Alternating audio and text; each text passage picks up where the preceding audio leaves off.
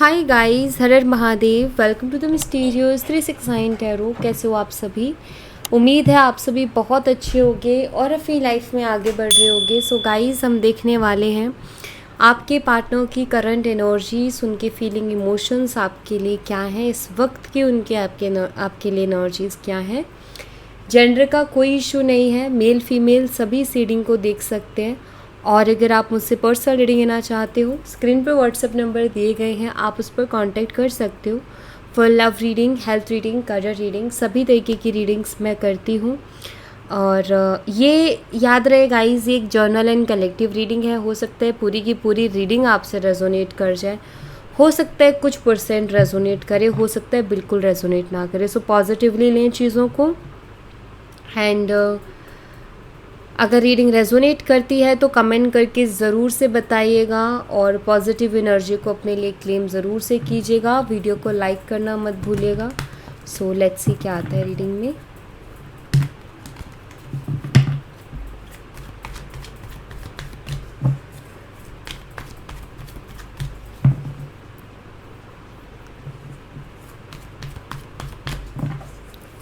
Universe please बताइए, मेरे viewer जिस पर्सन के बारे में सोच करके रीडिंग देख रहे हैं, उस पर्सन की करंट एनर्जीज, फीलिंग, इमोशंस इस वक्त मेरे व्यूवर्स के लिए क्या है।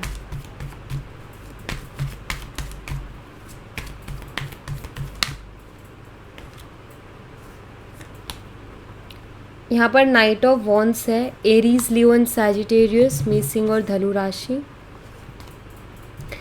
5 of wands, same sign again,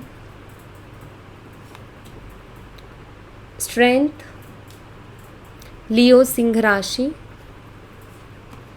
the lovers, Gemini, मिथुन राशि। 3 of pentacles, Taurus, Virgo and Capricorn, वृषभ, कन्या और मकर राशि।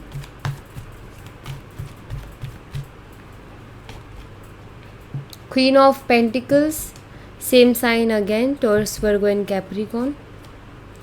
Queen of wands, Aries, Leo and Sagittarius, मेष और धनु राशि।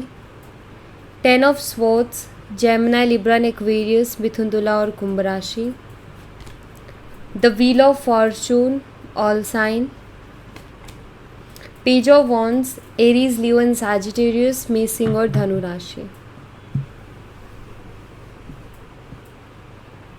सो यहाँ पर मुझे कुछ डेट्स और कुछ नंबर्स दिखाई देते हैं, वो मैं आपको बता देती हूँ। यहाँ पर है नंबर 12, 5 एंड 8, 6, 3, 11, 10। नंबर 10 बहुत स्ट्रांगली मुझे यहाँ पर दिखाई दे रहा है, प्लस नंबर 13 मुझे बहुत स्ट्रांगली यहाँ पर दिखाई दे रहा है। ये डेट ऑफ बर्थ हो सकती है या फिर ये डेट हो सकता है कुछ स्पेशल हो आपके लिए। मंथ की बात करूँ तो दिसंबर, अप्रैल, मई, अगस्त, जून, मार्च, नवंबर और अक्टूबर। तो ये मुझे कुछ डेट्स दिखाई दे रही हैं, मंथ्स दिखाई दे रहे हैं जो हो सकता है आपके लिए इम्पोर्टेंट हो। ठीक है, ये कुछ डेट्स और मंथ्स हैं। चलिए इनको क्लैरिफाई करते हैं।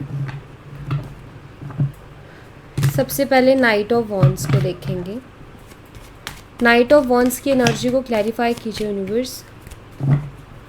नाइट ऑफ वॉन्ड्स की एनर्जी यहाँ पर क्यों है, प्लीज़ क्लैरिफाई करें। यहाँ पर 5 ऑफ कप्स है, किंग ऑफ स्वॉर्ड्स। आपके जो पार्टनर हैं कुछ चीज़ों को लेकर के बड़े दुखी से दिखाई दे रहे हैं, कि जैसे कि कुछ चीज़ें उनको बड़ा दुख पहुंचा रही हैं, कुछ चीज़ें उनको बहुत रिग्रेट फील करवा रही हैं। ये इस टाइप की एनर्जी है कि ये क्या हो गया मेरे से। क्योंकि अगर आप देखो तो यहाँ पर आप देख सकते हो एक दुखी एनर्जी है, परेशान वाली एनर्जी है। शायद क्योंकि यहाँ पर नाइट ऑफ वॉन्ड्स है, ये कैसी एनर्जी है, दुखी क्यों है, इतने रिग्रेट में क्यों है, क्योंकि इन्होंने कुछ एक्शंस बहुत जल्दबाजी में लिए और बिना सोचे समझे लिए। शायद इनको रोका भी गया था जब ये गलत फैसले या एक्शन ले रहे थे, तो इनको रोका भी गया था, लेकिन इन्होंने किसी की नहीं सुनी। तो अभी अपने ही फैसलों को लेकर के ये रिग्रेट कर रहे हैं, इनको रिग्रेट हो रहा है, या जिस कॉन्फिडेंस में या जिसके कॉन्फिडेंस में ये पर्सन ने इतनी जल्दबाजी में एक्शंस लिए थे, डिसीज़न लिया था, आई थिंक वो भी अब इनके साथ नहीं है। ठीक है, सो कुछ ऐसा डेफिनेटली इनकी लाइफ में हुआ है जो कि इनको ये रियलाइज़ करवा रहा है कि तुमने जो कुछ भी जल्दबाजी में किया ना, तुम्हें सोच समझ के करना चाहिए था, बहुत गलत किया। क्योंकि ये वही वाली एनर्जी, ये वही वाली फीलिंग है जहाँ इनको ऐसा लग रहा है कि मैंने जो किया वो बहुत गलत किया। 5 ऑफ वॉन्ड्स को क्लैरिफाई कीजिए यूनिवर्स। 5 ऑफ वॉन्ड्स की एनर्जी यहाँ पर क्यों है, प्लीज़ क्लैरिफाई करें। यहाँ पर 2 ऑफ कॉइन्स की एनर्जी है।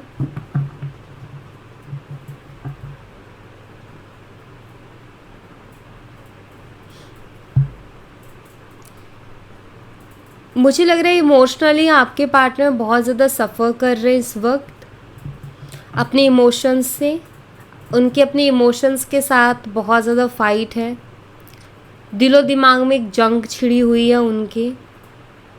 दिल कुछ और कहता है, दिमाग कुछ और कहता है, क्योंकि 2 ऑफ पेंटिकल उसी चीज़ को यहाँ पर बता रहा है। और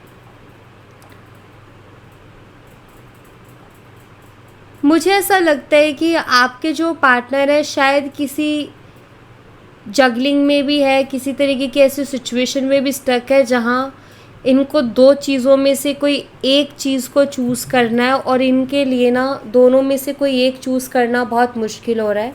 शायद उनके लिए वो दोनों चीज़ें ही उतनी ही इम्पॉर्टेंट है, इक्वली इम्पॉर्टेंट है।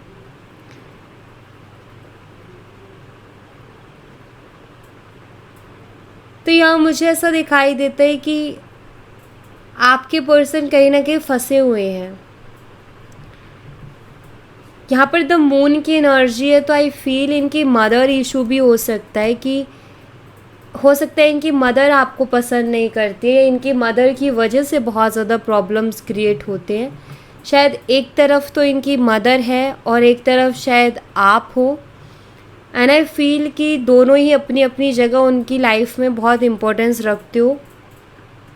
तो उनके लिए उनकी मदर भी इम्पोर्टेंट है, और दूसरे नज़रिए से देखा जाए तो आप भी इम्पोर्टेंट हो, और उनके लिए बहुत मुश्किल है कि दोनों में से कोई एक चीज़ चूज़ करे, क्योंकि आई थिंक वो दोनों चीज़ों को चाहते हैं। और ऑफकोर्स लाइफ में मदर का एक रोल होता है, अगर वो नहीं है तो भी इंसान को लाइफ में कमी महसूस होती है। एंड ऑफकोर्स अगर हम किसी से प्यार करते हैं तो उसका भी एक रोल होता है हमारी ज़िंदगी में, तो सबका अपना अपना इम्पोर्टेंस होती है। आई थिंक दोनों की नीड है, या फिर इनको ऐसा लगता है कि दोनों में से कोई एक चीज़ चूज़ करना बहुत मुश्किल है, और आई थिंक ये इसीलिए बहुत ज़्यादा जगलिंग कर भी रहे हैं। ठीक है, बहुत ज़्यादा परेशान से दिखाई देते, क्योंकि ये दोनों चीज़ों को एक साथ चाहते हैं, लेकिन वो दोनों चीज़ें एक हो नहीं पा रही हैं, और इनके दिलो दिमाग में एक जंग छिड़ी हुई है। स्ट्रेंथ की एनर्जी को क्लैरिफाई कीजिए यूनिवर्स। स्ट्रेंथ की एनर्जी यहाँ पर क्यों है, प्लीज़ बताइए। यहाँ पर 2 ऑफ वॉन्ड्स है एंड 2 ऑफ स्वॉर्ड्स।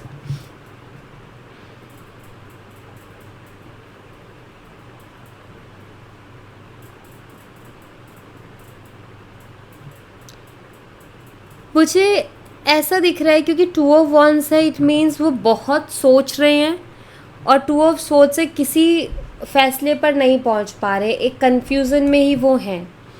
उनके अंदर हिम्मत नहीं है कि वो कोई एक चीज़ को चूज़ करके उसकी तरफ बढ़ जाएं आगे। उनकी वो मतलब उनके कदम ही नहीं उठ रहे, उनकी वो हिम्मत ही नहीं हो रही है कि मैं कोई एक डिसीज़न ले लूँ, कि या तो मैं अपनी मदर को चूज़ कर लूँ या मैं अपने पर्सन को चूज़ कर लूँ, या मदर को छोड़ो या तो मैं अपनी फैमिली को चूज़ कर लूँ या मेरे पर्सन को चूज़ कर लूँ।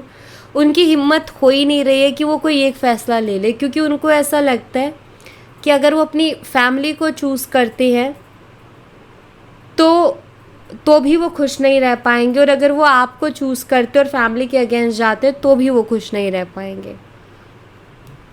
जैसे कि ये दो एनर्जीज आप देखो, इनके दो दो फेसेस हैं, लेकिन ये एक आपस में जुड़े हुए हैं ना। मुझे ऐसा लगता है कि ये भी इन दोनों को एक करना चाहते हैं। और मतलब इनका ऐसा है कि यार जैसे और फैमिलीज़ में सब हैप्पी हैप्पी रहते हैं, वैसे क्यों नहीं रह सकते हैं, क्या प्रॉब्लम है, खुशी खुशी एक्सेप्ट क्यों नहीं कर लेते हैं। तो आई थिंक वो एक्सेप्टेंस नहीं मिल पा रही है इस रिश्ते को। और इनके लिए मतलब एक अग्नि परीक्षा के जैसा है कि कोई एक फ़ैसला लेकर के फिर ये आगे बढ़े। इनके लिए मतलब लाइक वो बहुत मुश्किल है, इनके लिए बहुत टफ सिचुएशन है कि ये कोई एक चूज़ करे। तो ये बहुत बुरा फंसे हुए हैं और बहुत दुखी हैं, मैं ये एनर्जी अभी तक देख रही हूँ। द लवर्स एनर्जी को क्लैरिफाई कीजिए यूनिवर्स, द लवर्स एनर्जी यहाँ पर क्यों है प्लीज़ बताइए। यहाँ पर नाइट ऑफ स्वॉर्ड्स है एंड द वर्ल्ड एनर्जी है।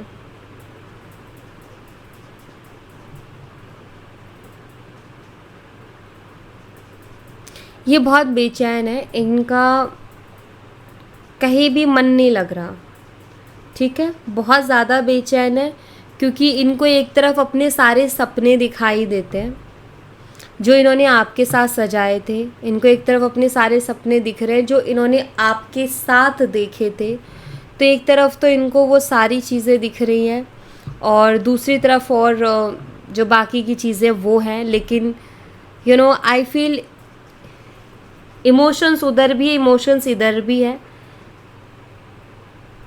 और ये बहुत बेचैन है, मतलब इनकी एनर्जी मुझे शो करती है कि बहुत बेचैन है। ये जानते हैं कि रिश्ता इनके लिए इम्पोर्टेंट है, ये भी जानते हैं कि आप उनसे बहुत प्यार करते हो, तो ये आपको खोना भी नहीं चाहते, क्योंकि इनको ऐसा लगता है कि आपके साथ इनके सारे सपने पूरे होंगे, इनकी लाइफ आपसे ही कंप्लीट होगी। एंड मुझे लगता है जैसे ये सारी बातें ये औरों को भी समझाना चाहते हैं जो इस रिश्ते के अगेंस्ट है, लेकिन ये नहीं समझा पा रहे और इनका मन बिल्कुल भी शांत नहीं है। ये मुझे यहाँ पर बहुत क्लियरली दिख रहा है, इनका मन शांत नहीं है। ये भी हो सकता है कि एक एक्स्ट्रा मैरिटल हो, जहाँ आप डील कर रहे हो एक्स्ट्रा मैरिटल हो सकता है।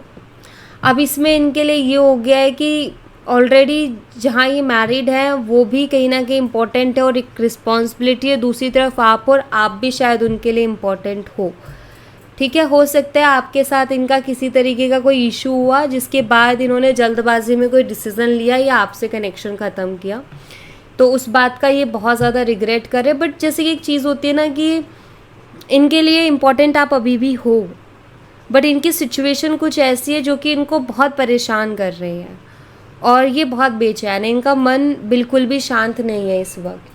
नेक्स्ट है 3 ऑफ पेंटिकल्स। 3 ऑफ पेंटिकल्स की एनर्जी को क्लैरिफाई कीजिए यूनिवर्स, 3 ऑफ पेंटिकल्स की एनर्जी यहाँ पर क्यों है। क्वीन ऑफ वॉन्ड्स है,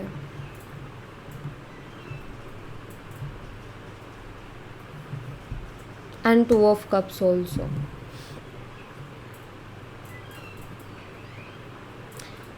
अगर आपके म्यूचुअल फ्रेंड्स हैं तो ये आपके बारे में उनसे जानने की कोशिश करते हैं कि आप कैसे हो, आपकी लाइफ में क्या चल रहा है। तो मुझे लग रहा है कि ये उस चीज़ को जानने की कोशिश करते हैं और आई थिंक ये किसी से कंसल्ट भी कर रहे हैं आपसे रिलेटेड कि इनको कुछ तो समझ में आए कि एग्जैक्टली इनको क्या करना चाहिए। क्योंकि जब ऐसी स्थिति होती है ना तो इंसान को यही होता है कि कोई हमें गाइड कर दे, कोई हमें सलाह दे दे, कोई हमें बता दे कि अभी हमें क्या करना चाहिए या आगे फ्यूचर में क्या लिखा है, तो उस हिसाब से इंसान फिर खुद को तसल्ली दे देता है। तो मुझे लग रहा है कि हो सकता है ये किसी से पूछ रहे हो सकता है किसी एस्ट्रोलॉजर से पूछ रहे हो, कोई न्यूमरोलॉजिस्ट हो सकता है, क्योंकि उसकी एनर्जी मुझे ज़्यादा दिखाई दे रही है, ठीक है। या क्वीन ऑफ पेंटिकल्स को क्लैरिफाई कीजिए यूनिवर्स, क्वीन ऑफ पेंटिकल्स की एनर्जी यहाँ पर क्यों है। क्वीन ऑफ पेंटिकल्स, यहाँ पर 3 ऑफ पेंटिकल्स है। ये पर्सन आपकी बहुत रिस्पेक्ट करते हैं, ये मुझे दिखाई दे रहा है, और ये आपकी रिस्पेक्ट इसलिए भी करते हैं क्योंकि शायद बहुत सी बुरी आदतों से आपने उनको बचाया है या बुरी चीज़ों से आपने उनको बचाया है, बहुत मतलब आपने हमेशा उनको ये बताया कि ये तुम्हारे लिए गलत है और ये तुम्हारे लिए सही है।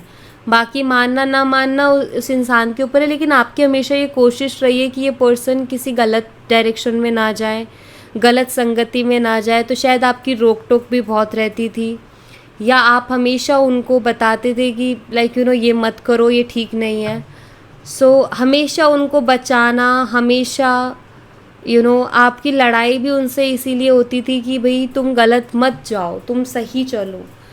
सो इसलिए इस इंसान के दिल में आपके लिए बहुत रिस्पेक्ट है। ये जानते हैं कि हमेशा आपने कोशिश की है कि ये सही तरीके से अपनी लाइफ में आगे बढ़े।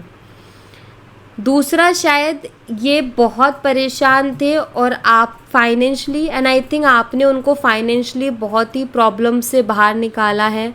हो सकता है कि इनके ऊपर लोन्स हो रहे थे, इनके ऊपर कर्जे हो रहे थे, जो कि शायद आपने बहुत हेल्प की है कि उन लोगों से इनका पीछा छूटे, क्योंकि वो लोग इनको शायद बहुत परेशान कर रहे थे।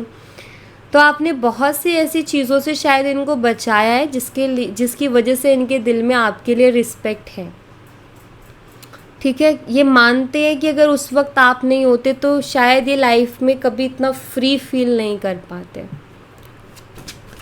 क्वीन ऑफ वॉन्ड्स को क्लैरिफाई कीजिए यूनिवर्स। क्वीन ऑफ वॉन्ड्स की एनर्जी यहाँ पर क्यों है, प्लीज़ बताइए। यहाँ पर टू ऑफ स्वॉर्ड्स है एंड द मून। अगेन यहाँ पर क्वीन ऑफ वॉन्ड है और यहाँ पर द मून है। अगेन एक मदर एंड एक स्ट्रॉन्ग एनर्जी के बीच अगेन वही कन्फ्यूज़न यहाँ पर बन रही है। सो मुझे बहुत हो सकता है फायर साइन हो, तो मुझे बहुत ही स्ट्रांगली ये चीज़ दिखाई दे रही है कि आपके पर्सन के लिए बहुत मुश्किल है। एक तरफ आप और एक तरफ अभी अपनी मदर को देखना, और दोनों में से कोई एक चीज़ को चूज़ करना। यहाँ दोनों अलग अलग एनर्जीज़ है और यहाँ पर वही दो स्वॉर्ड्स है जो कि एक को चूज़ करना है, और आगे अगर आप देखो तो आग है। तो कोई एक चीज़ चूज़ करनी है। और अगर आप इस मून को देखो ना तो ये भी उदास है,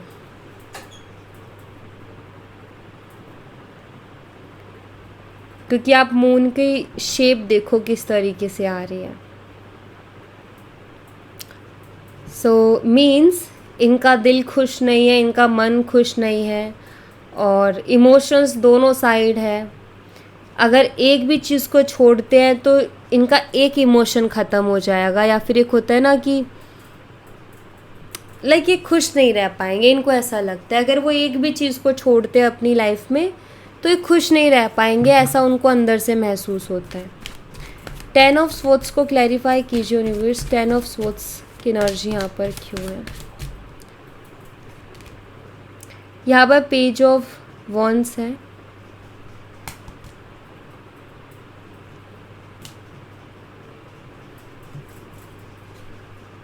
द वर्ल्ड।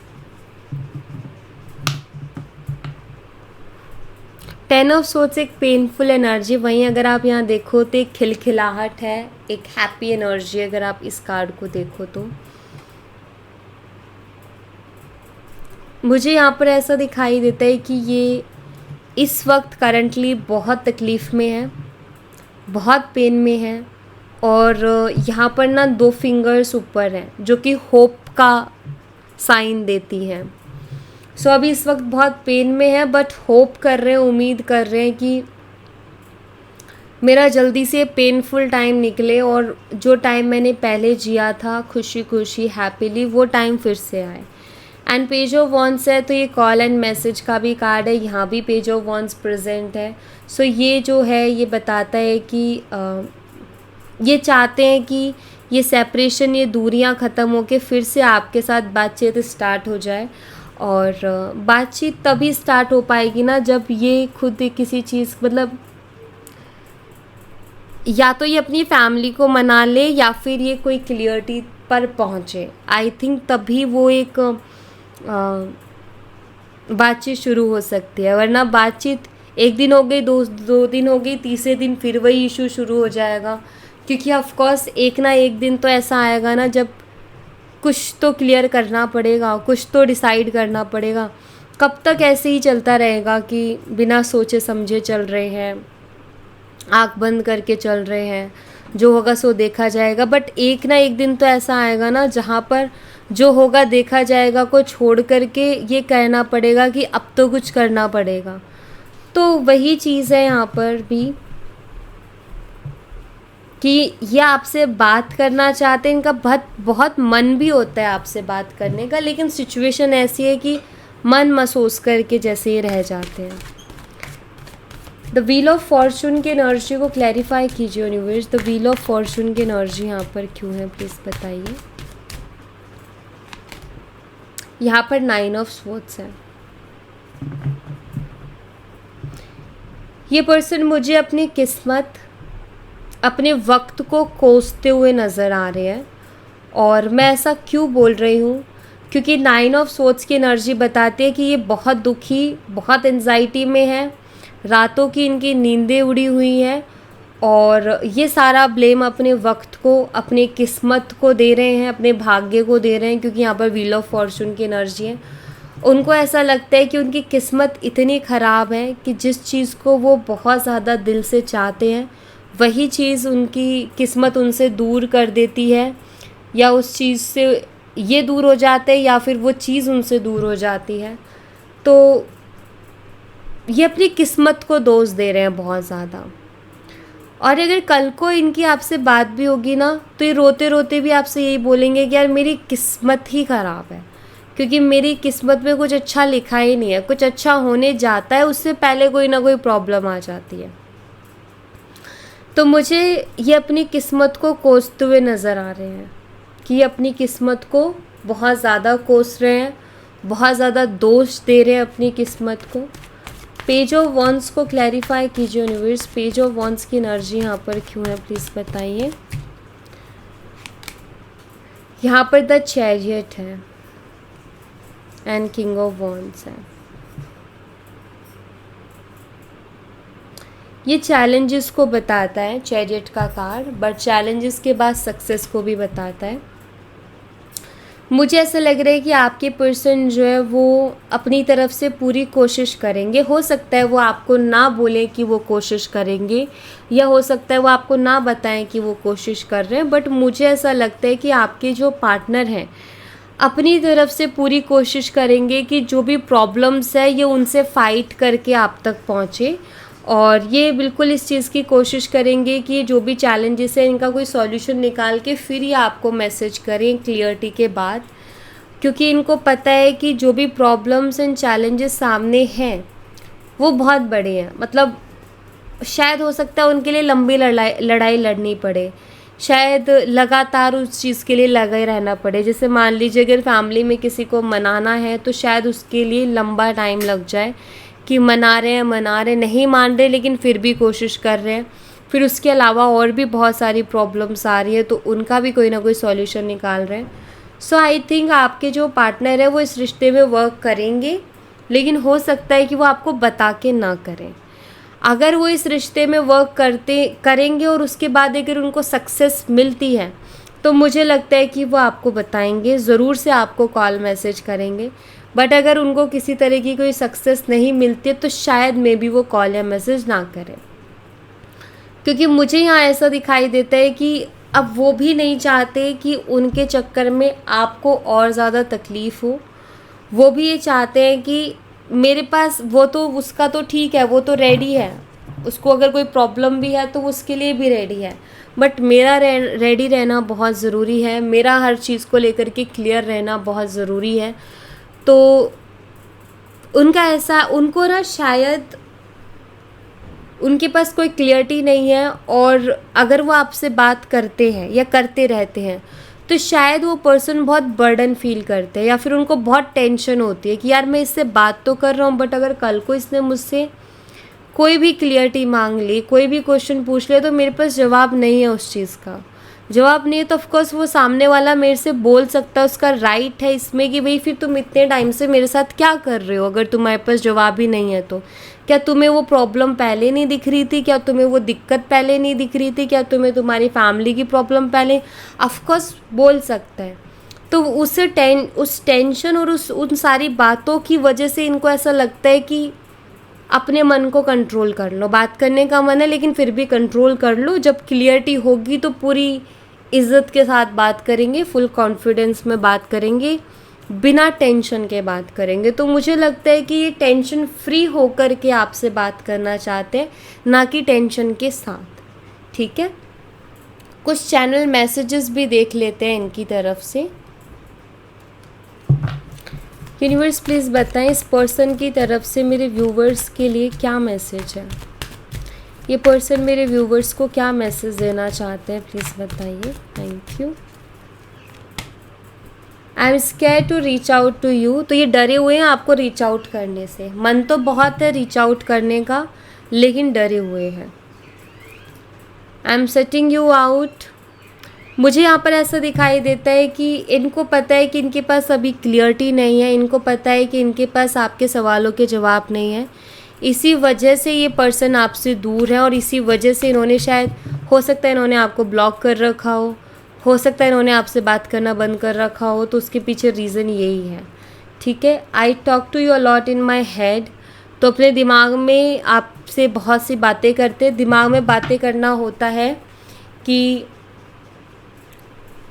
उस इंसान के बारे में बहुत ज़्यादा सोचना, या फिर दिमाग में हम बात नहीं करते। कभी कभी नोटिस किया होगा जो लोग करते हैं, हम हमें जो भी कहना होता है ना, हम बड़बड़ाने लगते हैं।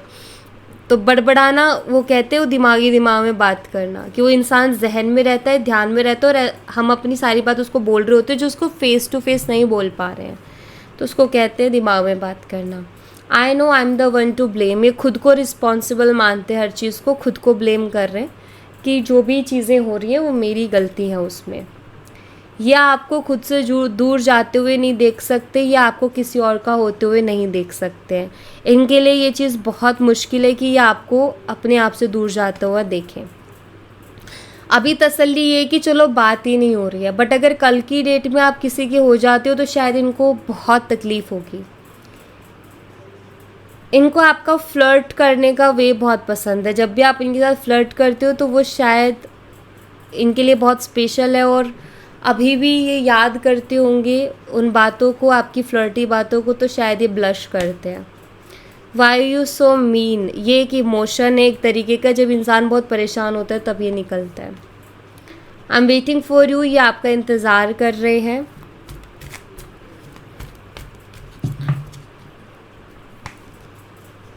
I want to take a trip with you, या आपके साथ किसी ट्रिप पर जाना चाहते हैं जहाँ ये आपके साथ स्पेशल टाइम स्पेंड करें। ठीक है, I M afraid of commitment. सो अभी कमिटमेंट का इशू चल रहा है। मेन रीज़न यही है कि कमिटमेंट देना ये चाहते हैं, लेकिन सिचुएशन ऐसी है कि कमिटमेंट दे नहीं पा रहे हैं, और यही रीज़न है कि ये आपसे कांटेक्ट भी नहीं कर रहे, क्योंकि इनको पता है ये सवाल मेरे सामने आएगा और जवाब नहीं होगा तो फिर मुझे बहुत सुनना पड़ेगा। और ये आपकी नज़र में नहीं करना चाहते। मान लीजिए आपसे बात करते हैं और आप उनसे कमिटमेंट की बात करते हो, और अगर ये फिर बातों को घुमाएंगे या क्लियरिटी नहीं देंगे, तो आपके दिमाग में एक चीज़ जाएगी कि ये कहीं मेरे साथ टाइम पास तो नहीं कर रही, क्योंकि जब भी मैं इससे कमिटमेंट की बात करता हूँ तो इंसान गोल गोल क्यों घुमाता है बातों को, डाउट होने लगता है। तो ये नहीं चाहते कि किसी भी तरीके की कोई गलत फहमी आपके मन में पैदा हो, या कोई डाउट आपके मन में पैदा हो इस बात को लेकर के। ठीक है, तो इस वजह से इनका ऐसा है कि इससे अच्छा तो दूरी बेहतर है। क्लियरिटी मिलेगी तो ज़रूर अप्रोच करूँगा, एंड फुल कॉन्फिडेंस में करूँगा। तो ये इनका सोचना है। ओके, सो या thank you so much guys. ये थी आप लोगों के लिए एक छोटी सी रीडिंग। आई होप आपसे रेजोनेट की हो, आई होप आपको पसंद आई हो। रेजोनेट की हो तो मुझे बताना ज़रूर कमेंट बॉक्स में। पसंद आई हो तो लाइक ज़रूर करना, चैनल को सब्सक्राइब करना मत भूलना। मैं मिलती हूँ आपसे नेक्स्ट रीडिंग में, तब तक अपना ख्याल रखें। Bye bye, take care, see you again.